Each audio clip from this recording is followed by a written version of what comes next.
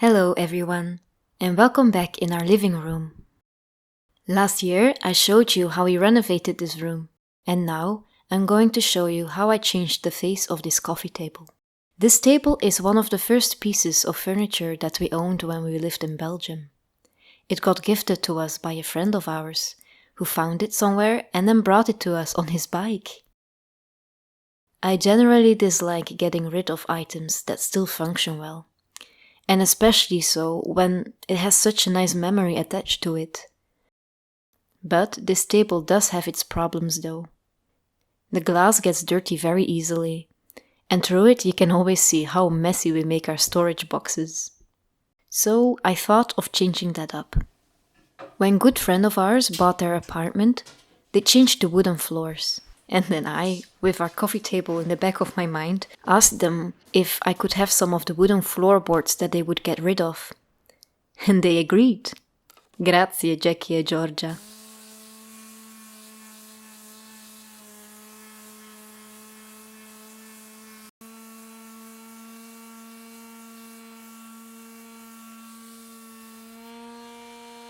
The boards had a hard varnish finish, and with some experimenting I found a way to bring up the beautiful wood underneath.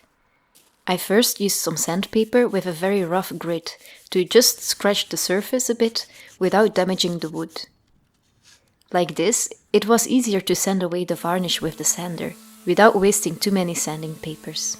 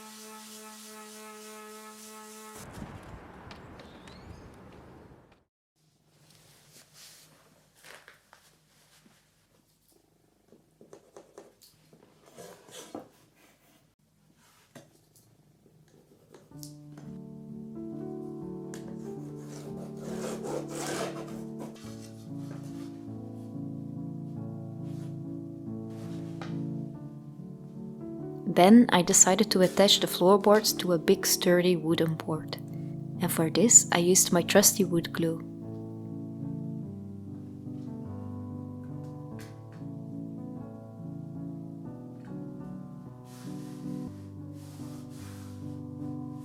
And since I have only 2 clamps, I used some full jam pots as weights while the glue dried.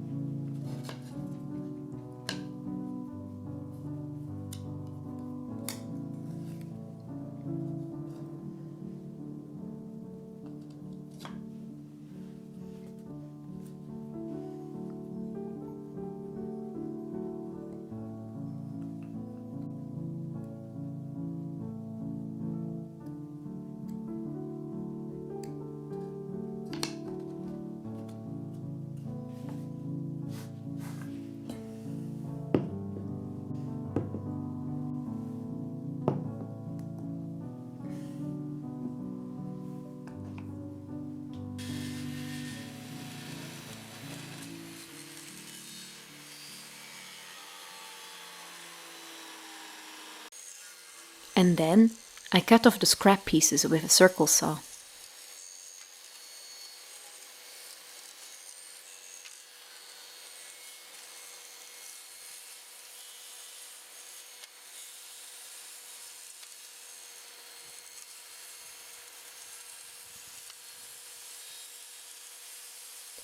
This was my first time handling this saw, so I was pretty proud of myself.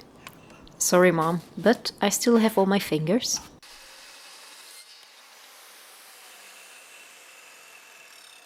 And then I cleaned up the edges with a sander. Look at how the sawdust dances in little circles.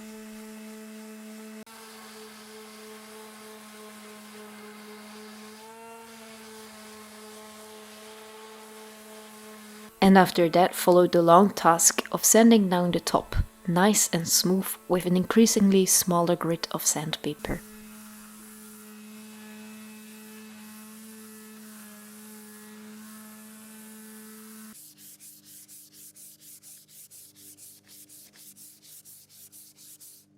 I decided to treat the wood with a generous layer of waxy wood oil that we still have left from when we treated our wooden floors.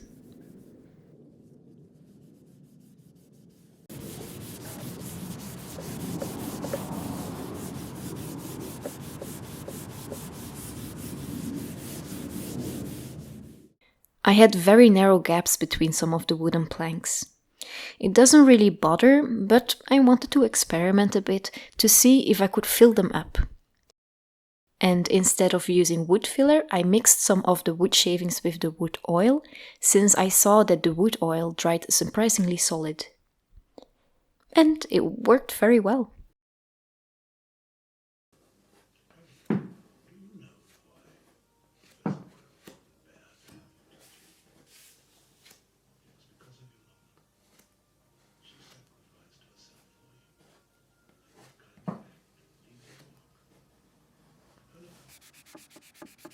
And then I sanded the top with a very fine grit sandpaper, as instructed by the packaging of the wood oil, to then give it a final coat of oil.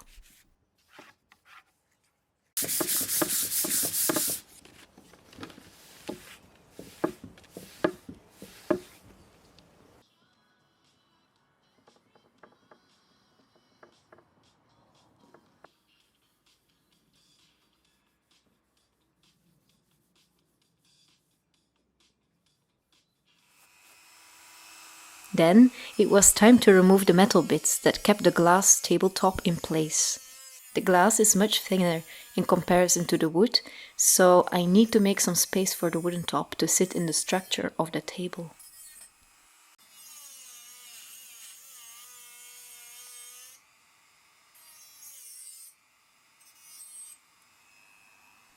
I was very proud of my Dremel. Then I placed some of the metal bits a bit lower than the ones that I removed. Like this, the wood sits exactly at the perfect height.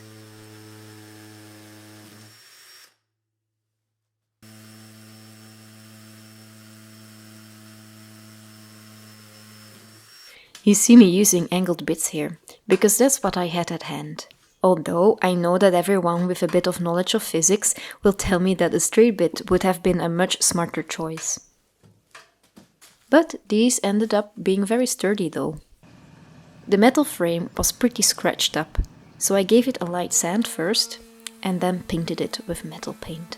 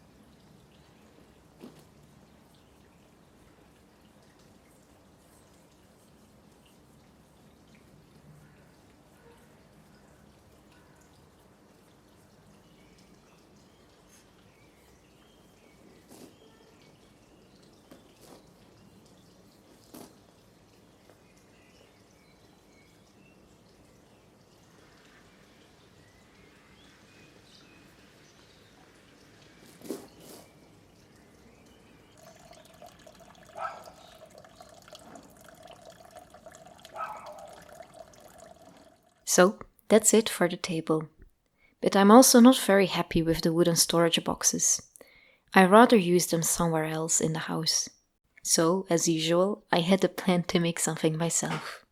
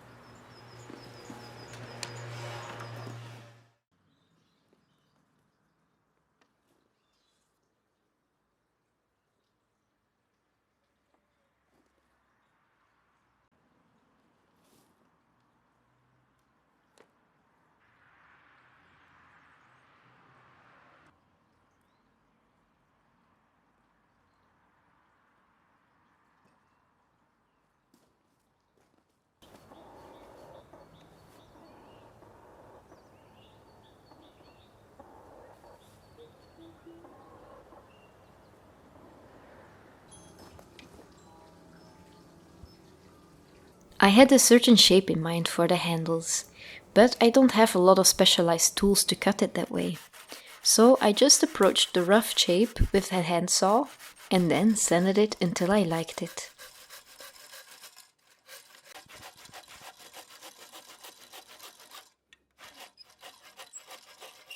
This is how I approach my woodwork projects. I don't have the knowledge, the skills or the tools of an artisan, but I have the curiosity and creativity to approach it as an artist.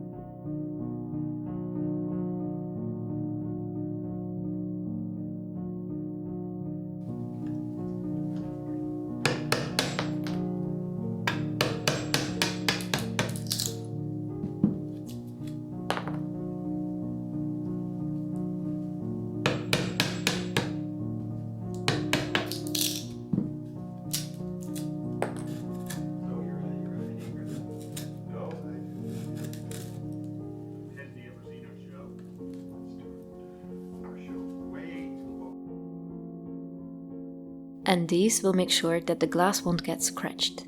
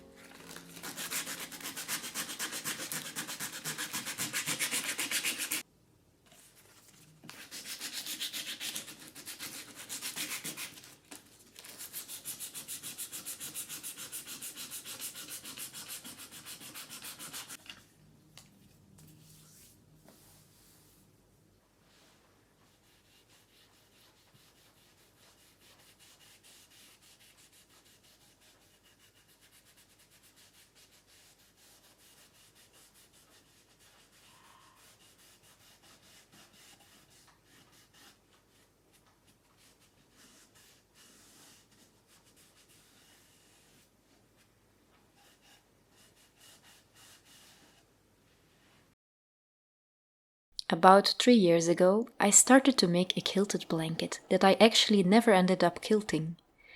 And since I was working on projects for our living room, I decided to also finish that one.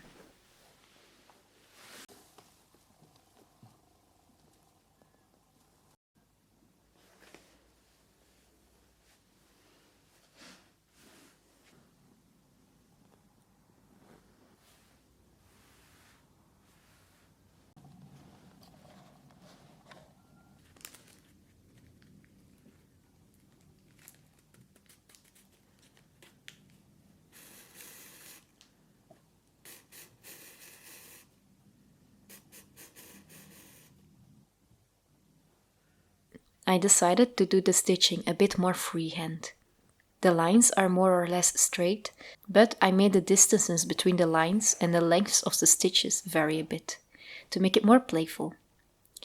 One line of stitches takes about 30 minutes to do, so you can have a guess at how long it took me to finish stitching this blanket.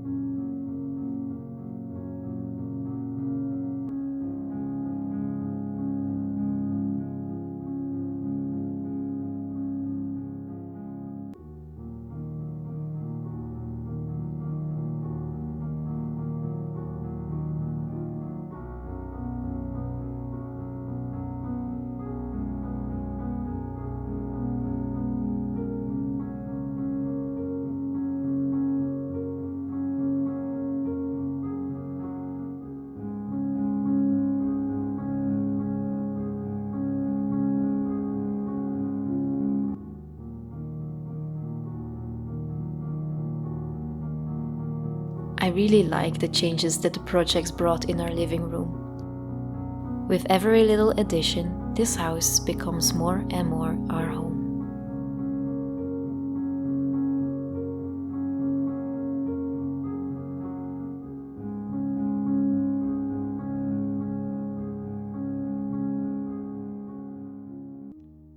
Thank you for watching, and I wish you a lovely day.